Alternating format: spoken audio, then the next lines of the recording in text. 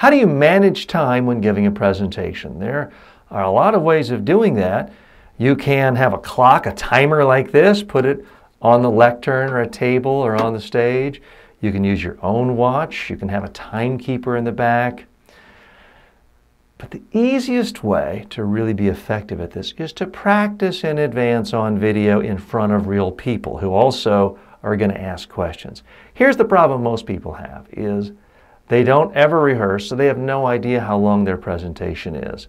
So they've created 173 slides and 10,000 bullet points, and they've been slotted 14 minutes for their presentation.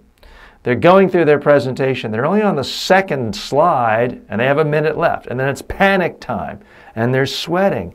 That's not the time to do it.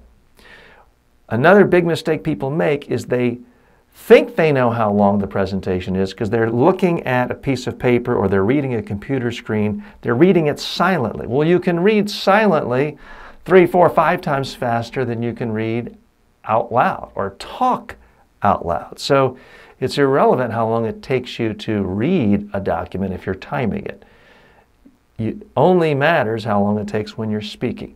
It's also going to take longer when you're speaking in front of more people. There's more pausing, more walking around, ideally, more questions or occasional looks of confusion. So the best thing, practice on video in front of people so you know how long it takes to convey your ideas.